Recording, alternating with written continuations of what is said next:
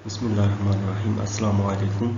तो जैसा मैंने आपको बताया लास्ट वीडियोस में कि रिंग स्टैंड के साथ कई तरह के क्लम्प होते हैं।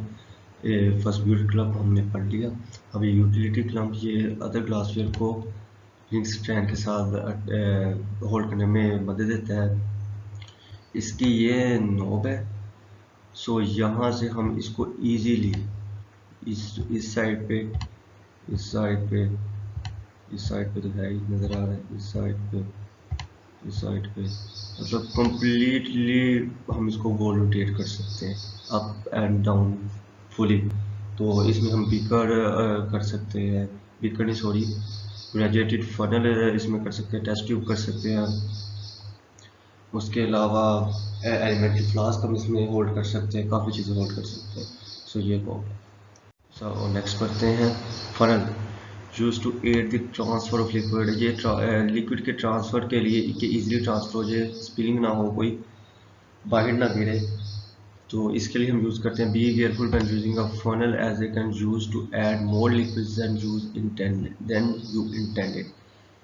इसका ये है कि एक हद तक इसमें फिल करें, फॉर एग्जांपल यहाँ तक, ये ना हो कि आप यहाँ तक फिल करिए कि नीचे चला जाएगा और किसी इम्प्योरिटीज़ की वजह से वो यहाँ से ऊपर से बाहर से निकल आए।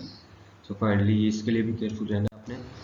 Wash glass use to evaporate a liquid, किसी भी लिक्विड को एपोरेट करने के लिए होती हैं, किसी भी सॉलिड कोई पार्टिकल्स हो, छोटे छोटे सैंपल्स हों सॉलिड के, उसको भी मतलब ड्राई करने के लिए होती है। To heat small portion of a substance, ये इसको हम बेसिकली बंसन बर्नर पे भी थोड़ी देर हीट करवा सकते हैं। इसमें इतनी बियरिंग को कैपेसिटी होती है।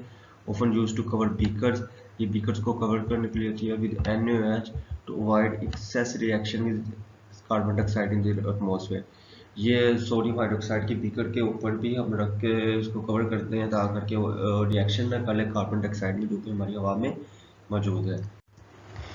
क्रूसिबल टंग, इस क्रूसिबल टंग जो कि मैं आपको ऑलरेडी बता चुका हूँ कि जस्ट लाइक सीजर टाइप होती है, इसको हम टेस्ट ट्यूब वगैरह पकड़ने के लिए, होल्ड करने के लिए यूज़ करते हैं। Use to transfer a whole crucible inside at top of the curve at the edge of the tong. इसको हम यहाँ से रखते हैं basically just like scissor and यहाँ से चीज़ें होल्ड करते हैं। Can be also use to transfer hot things by pinching them with other tong. Same वही चीज़ है।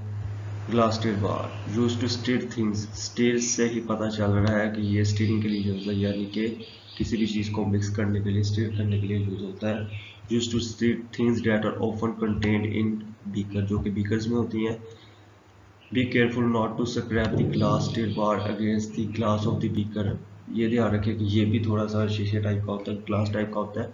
तो ये ग्लास बीकर की ग्लास के साथ ना स्टीर ना करे कि दोनों चीज़ें टूटने का खतरा हो। or to apply a lot of pressure to the bar as a break relatively easily, और ना ही ये ग्लास स्टील बार पे इतना प्रेशर अप्लाई करें कि वो वैसे टूट जाए। May come with rubber policeman on the end to avoid scratching, और रबर पुलिसमैन बेसिकली होता है कि आप यहाँ पर एक कैप टाइप होती है ब्लैक कलर की, वो अटैच कर देते हैं। तो ये रबर पुलिसमैन हो सकता है। बेसिकली रबर पुलिसमैन इसी तरह का एक रोड सा होता है, या आप उसको टेस्ट ट्यूब लगा लें, लेकिन टेस्ट ट्यूब से थोड़ा सा बारीक होगा और इसके इस साइड पे ये कवर होगा। तो इसको हम चीज़ों को होल्ड करके दूसरी जगह पे ट्रांसफ़र, लिक्विड्स को ट्रांसफ़र करने के लिए यूज़ करते हैं। इसको हम बोलते हैं रबर पुलिसमैन। इससे स्क्रैचिंग नहीं होती। आप ग्लास स्टील बार को भी यहाँ पे रबर लगा के तो इन्वर्ट करके यहाँ पे किसी भी जगह पे सेव कर सकते हैं। डिस्पोजेबल पेपर, जिस तरह मैंने पीछे Pasteur paper, TD, TC and graduated paper के बारे में बताया, इस तरह डिस्पोजेबल पेपर भी है। Use to transfer small amount of liquids often use in qualitative analysis. ये तो आप लोगों ने आई थिंक काफ़ी जगह पे देखा होगा। ये बच्चों के सिरप जो से होते हैं उनमें भी, उनकी पैकिंग में भी होता है। Drops can be counted to make small measurements but this is not very accurate method. इतना एक्यूरेट मेथड नहीं है, मतलब खास तौर पे स्पेशली लेबॉर्ट्री में, लेकिन इन प्रैक्टिकल लाइफ में हम इसको ये बच्चों को कुछ भी पिलाने के लिए ड्रॉप वाइज यूज़ कर सकते हैं। वॉश बोतल use to dispense R O water होता है जी reverse osmosis. Reverse osmosis water वो होता है कि जो प्यूरीफाई हुआ हो, ऐसा वाटर जो कि प्यूरीफाई हुआ हो फ्रॉम अनवांटेड मटेरियल्स और लार्जर पार्टिकल से। ठीक है, तो R water can be found in the pointed sink faucets. Faucets मतलब होता है टूटियाँ।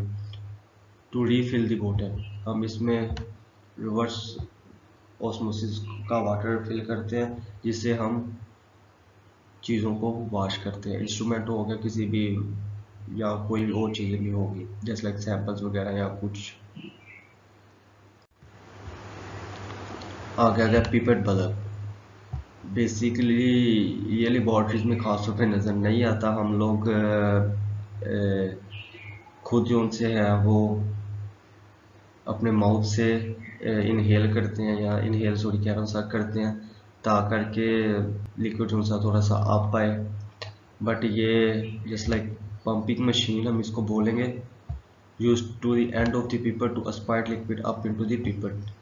B careful not to aspirate so much, इतना ज़्यादा इसको ना दबाएं कि जो सा पिपेट में जो सा लिक्विड है वो बल्ब के अंदर ही आ जाए। सो एक ध्यान से और एक लिमिट तक आप इसको दबाएं और पिपेट का जो सा लिक्विड है जहाँ तक आपने पहुँचाना है वहाँ तक इजीली आ जाएगा। Safety goggle must be worn in the lab at all times. ये किस लिए? ये हमारी आंखों को प्रोटेक्ट करने के लिए होती हैं फ्रॉम फ्यूम्स, धुएं और स्पिल्स, चंगेरान वगैरह से।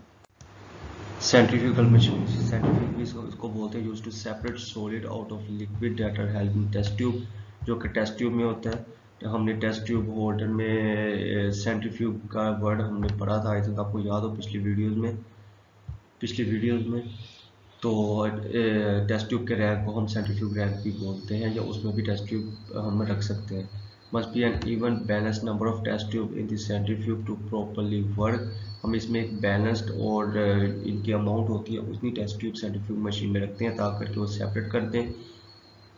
और अगर सेंट्रीफ्यूग मशीन में टेस्ट ट्यूब ज़्यादा हैं या सही से नहीं रखेंगी तो थम्पिंग साउंड जो सा होगा वो प्रोड्यूस होगा, और उसका मतलब ये होगा कि कुछ ना कुछ इम्बैलेंस है एंड शुड बी स्टॉप, और इसको रोकना होगा और रीलोड करना होगा।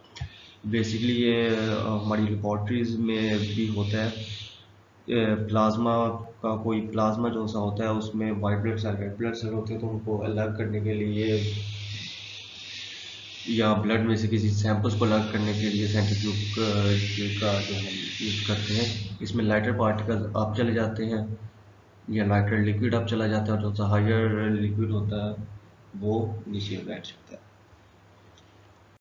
इसके बाद आकर बंसन बर्नर किसी भी चीज़ को हीट करने के लिए होता है। जैसे बर्नर से बर्न लफ्ज़ लिखने से ही पता चल रहा है, use to heat things. The hottest part of the flame, जो इसका फ्लेम का हॉटेस्ट पार्ट होता है वो top of the inner blue cone का होता है, जो कि अपने घरों में भी देखा होगा।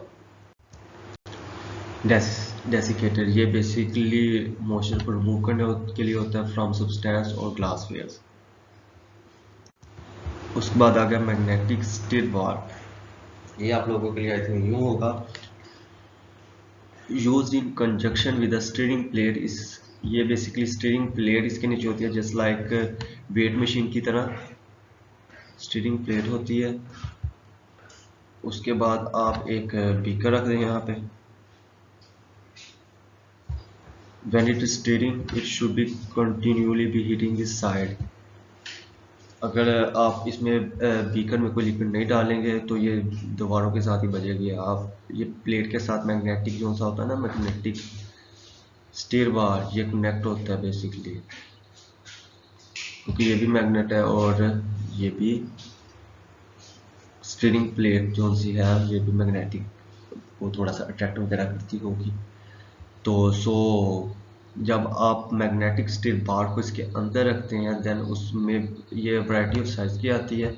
उसके अलावा जब आप इसमें लिक्विड फिल करते हैं, फॉर एग्जांपल आपने लिक्विड फिल कर दिया, ये लिक्विड फिल कर दिया तो ये इस फॉर्म में रोटेट करने लग जाएगी। फॉर एग्जांपल ये मैं आपको बताता हूँ,